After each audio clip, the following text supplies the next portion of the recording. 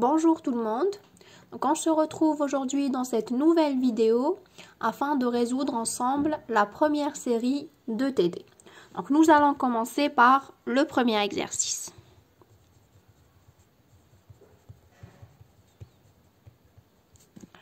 Alors, on nous dit, l'expression de l'énergie totale de l'atome d'hydrogène est donnée par la relation suivante. Donc on a En qui est égal à E0 sur N au carré. Donc vous savez que E0 vaut moins 13,6. On nous demande de calculer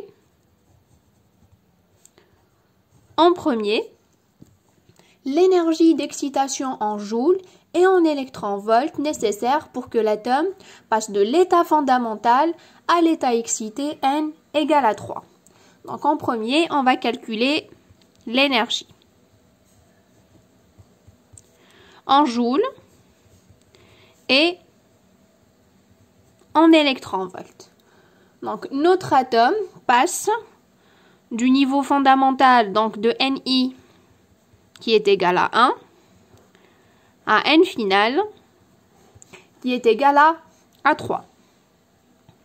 Donc on sait que la différence d'énergie, delta E, est égale à la valeur absolue de E final moins E initial. Ce qui est égal à E3 moins E1. Donc E3 c'est moins 13,6 sur 3 au carré moins 13,6 sur 1 au carré.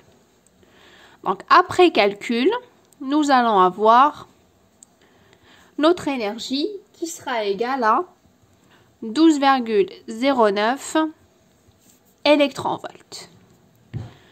On nous demande de la retrouver également en joules.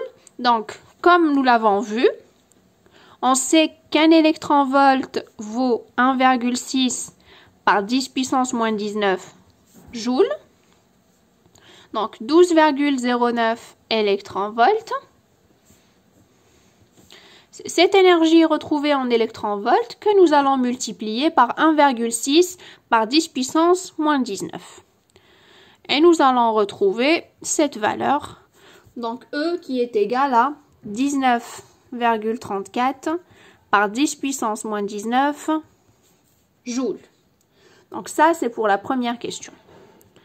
La deuxième question maintenant, on nous demande de calculer l'énergie d'ionisation de l'atome d'hydrogène dans son état fondamental. Donc il est au niveau N égale à 1. On va calculer l'énergie d'ionisation. Donc cette dernière est donnée par cette relation. L'énergie d'ionisation est égale à E infini moins En. Dans ce cas, En, c'est E1. Donc c'est E infini moins E1. Ça, c'est 0. Donc ça sera égal à moins 13,6 sur 1 au carré, ce qui est égal à plus 13,6 électronvolts. Donc voici la valeur de l'énergie d'ionisation. Dans la troisième question, on nous demande de calculer la fréquence émise ainsi que la longueur d'onde quand notre atome passe de l'état excité N égale à 3. Donc il passe du niveau N égale à 3 au niveau N égale à 2. Donc en premier, nous allons commencer par calculer la longueur d'onde.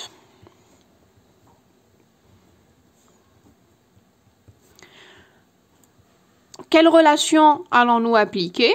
Nous allons appliquer celle-ci.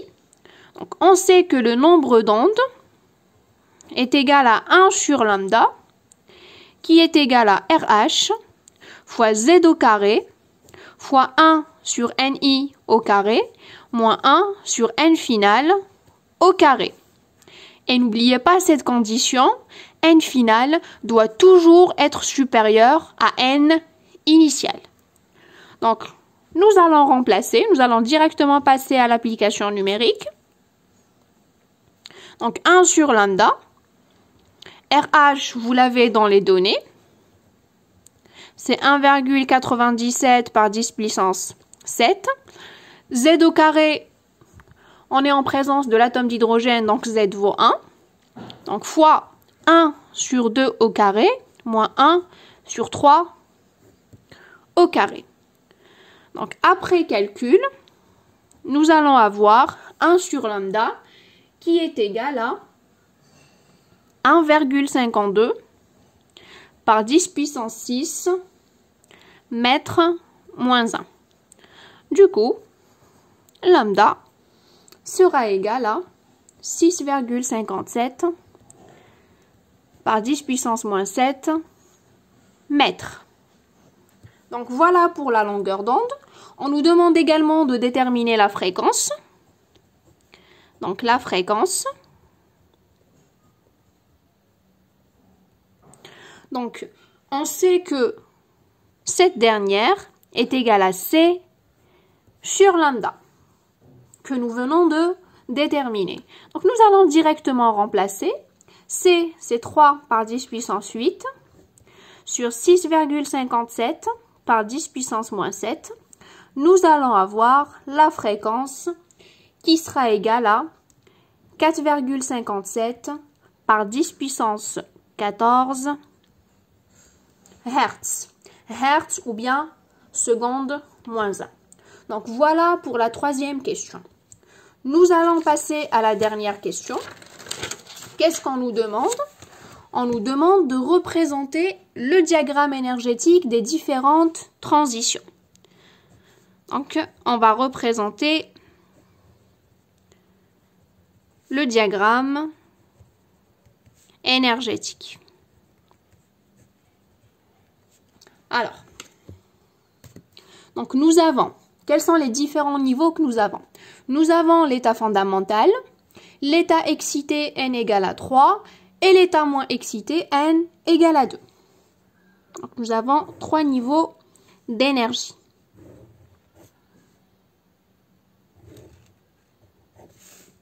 Alors, n égale à 1, n égale à 2 et n qui est égal à 3.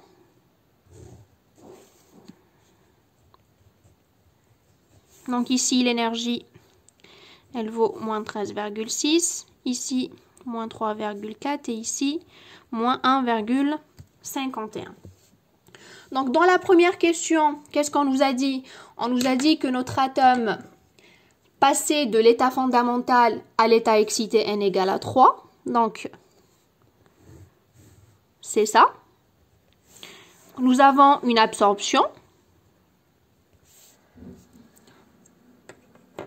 Dans la troisième question, qu'est-ce qu'on nous a dit?